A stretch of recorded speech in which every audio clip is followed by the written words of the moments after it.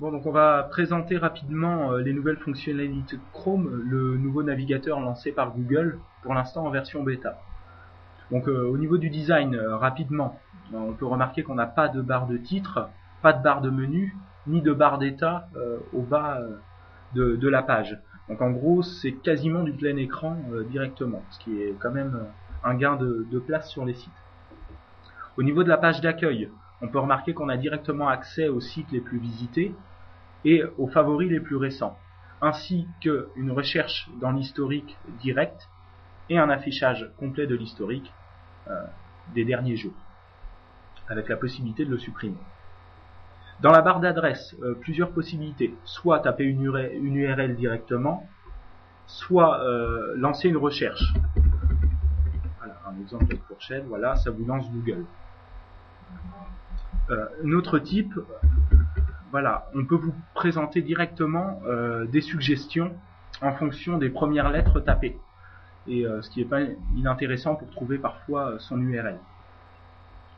Au niveau des onglets, on a plusieurs onglets possibles. Il suffit de cliquer sur plus ou de faire ajouter un nouvel onglet ici. Des onglets ont la particularité d'être dynamiques comme on le trouve dans Firefox. Et on peut aussi en dégager une fenêtre particulière en les déplaçant à côté.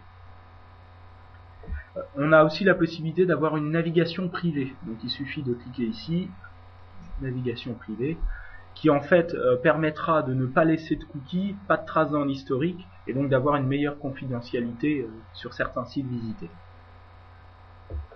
Au niveau des raccourcis, c'est vraiment une des innovations de Chrome, c'est la possibilité, en cliquant sur le menu, de créer des raccourcis vers des applications, comme le bureau, le menu démarrer, ou la barre de lancement rapide.